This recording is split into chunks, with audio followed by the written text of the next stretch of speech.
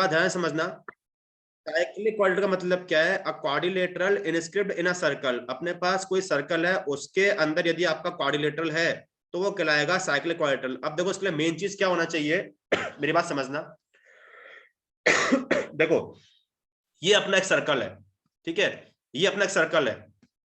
Main चीज क्या होनी चाहिए, मैं देखो एक यहाँ पर ड्रॉ कर रहा हूं, इसको समझना। मैं यहाँ ड्रॉ किया, देखो मैं एक ड्रॉ कर रहा हूं यहाँ पर क्वाड्रिलेटरल, एक मैं रफली ड्रॉ कर रहा हूं, ठीक है, एक मैं ड्रॉ कर रहा हूं quadrilateral.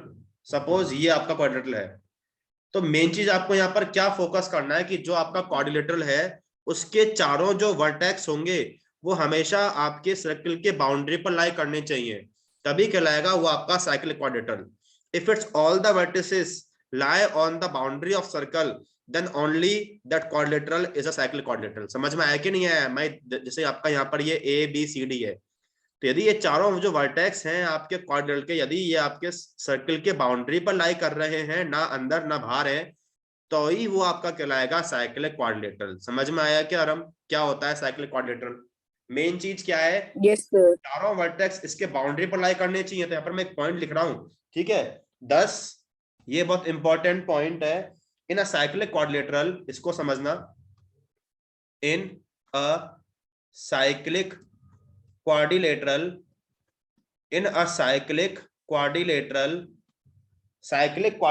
all its vertices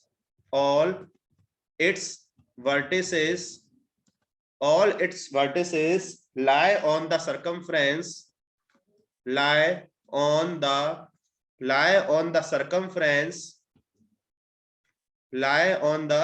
circumference of the circle। तो मतलब उसके चारों जो वर्टेक्स है ना, हमेशा वो सर्कल के सर्कमफ्रेंस बाउंड्री पर लाई करेंगे, तभी वो आपका होगा साइक्लिक क्वाड्रिलेटरल। ठीक है ना, ये तो हो गया। अब इसमें अपने पास क्या है नेक्स्ट, इसमें कुछ पॉइंट्स है, मैं पॉइंट लिख रहा हूं। The cyclic quadrilateral A B C D, the cyclic quadrilateral A B C D, cyclic quadrilateral ABCD has two pairs of, इसको समझना, has two pairs of क्या होगा? two pairs of opposite vertices, पहला point तो होगा opposite vertices. वो कौन कौन से होंगे? एक तो हो गया ए सी, दूसरा हो जाएगा बी डी। तो लिख दें अपन, एक तो होगा ए के साथ में सी, क्योंकि ए के अपोजिट में क्या है? सी है। दूसरा क्या हो जाएगा? B D. ये हो गया, ठीक है। दूसरा क्या है अपने पास? दूसरा हमारे पास है अपोजिट एंगल्स। दूसरा हमारे पास क्या है? दूसरा हमारे पास है अपोजिट एंगल्स। तो उसमें एक पेयर तो कौन सा होगा? Angle A angle C. एक पेयर तो होगा एंगल ए एंगल सी, दूसरा पेयर होगा एंगल बी एंगल डी। तो जो अपने पास साइक्लिक क्वाड्रिलेटरल है उसमें आपके एक दो पेयर तो होंगे अपोजिट वर्टिसेस के, वो ए और सी और बी और डी। दूसरा होगा अपोजिट एंगल्स, ए के साथ में सी और बी के साथ में डी। ठीक है, तो इसलिए इसमें एक प्रॉपर्टी होती है, उसको हम आगे प्रूव करेंगे। एक प्रॉपर्टी क्या होती है? अ साइक्लिक क्वाड्रिलेटरल, ठीक है, इसमें देखो मैं डायरेक्टली लिख रहा हूं, इसमें प्रॉपर्टी क्या होती है कि जो आपके अपोजिट एंगल्स है ना, इनका सम 180 होता है। मतलब क्या बोलोगे कि A plus C, angle A plus angle C आपका 180 होगा। दूसरा जो बी और डी है, इनका सम 180 होता है। मतलब angle B plus angle D equal to 180 degree. This is the main property of cyclic quadrilateral. समझ में आया कि नहीं आया? जो आपके अपोजिट एंगल्स हैं उनका सम क्या होता है? 180 होता है इस साइक्लिक क्वाड्रिलेटरल के अंदर। तो ए और सी का सम 180 होगा, दूसरा बी और डी का सम 180 होगा। इतना समझ में आया क्या? पहले इतना बता। ऐसा क्वाड्रिलेटरल जो कि आपका सर्कल के अंदर लाई कर रहा है तो वो आपका कहलाएगा साइक्लिक, बट उसके चारों वर्टेक्स कहां लाई करने चाहिए? On the circumference of circle. और इसमें मेन प्रॉपर्टी क्या है? The sum of opposite angles is equal to 180 degree. मतलब ए और सी का सम 180 और बी और डी का सम 180। ठीक है, अब इसमें हम एक थ्योरम कर रहे हैं, जो हम इसी को प्रूव करेंगे। थ्योरम देखना, इंपॉर्टेंट थ्योरम है, एग्जाम में आता है इसका प्रूफ। थ्योरम क्या कहती है? द सम ऑफ, जो हमने पढ़ा था वही उसका स्टेटमेंट है, the sum of either pair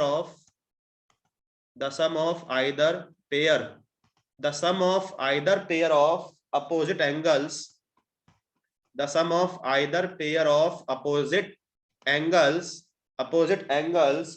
of a cyclic quadrilateral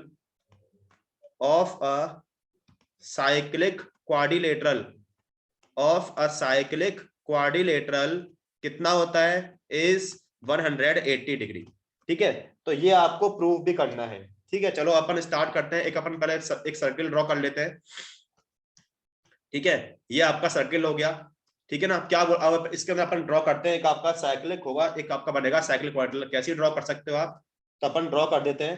ठीक है, सपोज आपने कुछ इस तरह से ड्रॉ कर रखा है, मतलब अपने पास 4 वर्टेक्स होंगे ना, ये बना दिया, ये बना दिया और ये ज्वाइन कर दिया, ये आपका हो गया साइक्लिक। क्योंकि तो चारों आपके लाई कर रहे हैं on the boundary of circumference. बोल देते हैं ये आपका पॉइंट ए, ये बी, सी और D, A B C D आपका हो गया साइक्लिक क्वाड्रिलेटरल। सर्किल है, सपोज इसका सेंटर ये हो गया, ये ओ हो गया। ठीक है ना, ये हमने कर दिया। तो अपन स्टार्ट करते हैं। अपन लिख देते हैं इसमें गिवन, कि आपको गिवन क्या दिया हुआ है। गिवन ये अपन लिख देंगे, यहाँ आपको गिवन है a cyclic quadrilateral A B C D, ये लिख देंगे a cyclic quadrilateral A B C D. ठीक है, inscribed in a circle, inscribed in a circle with centre O, यही आपको दिया हुआ है, विथ सेंटर ओ। ठीक है, ये गिवन हो गया। टू प्रूफ क्या लिखेंगे बेटा इसमें अपन। ठीक है, टू प्रूफ यहां आपको क्या प्रूव करना है, प्रूव करना है एंगल ए, आपको इसमें प्रूव करना है angle A plus angle C 180 के इक्वल। दूसरा आपको प्रूव करना है angle B plus angle D 180 के इक्वल। ये टू प्रूव हो गया। कंस्ट्रक्शन क्या करेंगे, इस अपन जो सेंटर है इसको अपन ज्वाइन कर देंगे बी और डी से। कंस्ट्रक्शन क्या करेंगे, join O B and O D, join O B and O D. तो ज्वाइन कर देते हैं, ओ को ज्वाइन कर दोगे बी और डी से, तो ये ओ डी हो गया और ये आपका ओ बी। ज्वाइन कर दिया हमने। इतना समझ में आया है क्या, इतना बताओ पहले, इतना प्रूफ देखना आप। ठीक है, वही जो हम थ्योरम पढ़ चुके हैं ना, उसी से इसका प्रूफ होगा। ठीक है, सबसे पहले वही हम जानते हैं, ये जो आपका एंगल होगा एंगल डी ओ बी, ये इसका हो जाएगा ट्वाइस। वही angle subtended by an arc at the centre is double the angle subtended by at, होगा कि नहीं होगा। तो अपन लिख देते हैं, क्या लिखेंगे, वी नो दैट, ठीक है, वी नो दैट द जो एंगल डी ओ बी है वो क्या हो जाएगा, ट्वाइस ऑफ एंगल सी हो जाएगा। लिख दें twice of angle C first. ऐसे यहां लिखोगे, जो इसका रिफ्लेक्स होगा वो होगा twice of angle A, and दूसरा क्या हो जाएगा, reflex of angle D O B, वो क्या हो जाएगा, ट्वाइस ऑफ एंगल ए हो जाएगा। सेकेंड, दोनों को ऐड कर देते हैं। क्या कर रहे हैं अपन ऐड कर रहे हैं, ऐड फर्स्ट एंड सेकेंड। तो देखो ऐड करने से क्या होगा, D O B, angle D O B plus reflex angle D O B, यह हमारे पास क्या है, twice of angle C plus twice of angle A. मुझे बताओ डी ओ बी ये और ये मिलके पूरा कितना बनेगा एंगल, पूरा एंगल कितना का लिखूं, यहाँ पर क्या लिखूं वैल्यू, कितना मेजर आएगा, डी ओ बी, कौन कौन मिलके, D O B plus reflex D O B, कितना लिखूं यहाँ पर, कितना मेजरमेंट आएगा दोनों का मिला के। एक second sir, D O B ये और ये आपका रिफ्लेक्स डी ओ बी, तो मिला के पूरा कितने का आ जाएगा angle, D O B plus reflex और तो कितना आ जाएगा, ये आ जाएगा 360 डिग्री। ठीक है, टू कॉमन निकाल लो, तो angle C plus angle A, two को शिफ्ट कर दो लेफ्ट हैंड साइड में, तो यहां से हमारे पास कितना मिल गया, 360/2 equal to angle C plus angle A. तो यहां से आपका फर्स्ट पार्ट प्रूव हो गया, angle A plus angle C कितना आ गया, 180 का आ गया। अब तो अपन जानते हैं, क्योंकि ये आपका एक सिंपल एक क्वाड्रिलेटरल है, तो इसमें सारे एंगल का सम कितना होता है बेटा, in a quadrilateral the sum of all the angles कितना होता है, 360 डिग्री 60 का होता है। तो अपन बोल दे नाउ, ये हमें पता है कि angle A plus angle B plus angle C plus angle D कितना 360 का होता है। इसमें ए और सी आपको मिल चुका है 180 का, तो लिख दे 180, इसको फर्स्ट बोलना 180, और बी और डी आपको निकालना ही है। ठीक है ना, इक्वल टू 360 डिग्री, ये आपका आ गया फ्रॉम फर्स्ट, 180 को शिफ्ट कर दो आरएचएस साइड में, तो यहां से angle B plus angle D equal to 360 minus 180, so we get, यहां से कितना मिल गया आपको, angle B plus angle D कितना आ गया, 180 का आ गया। तो ये आपने प्रूव कर दिया कि जो अपोजिट एंगल्स है उनका सम कितना होता है, 180 होता है। समझ में आया कि कैसे हमने प्रूव किया, बोलो समझ में आया।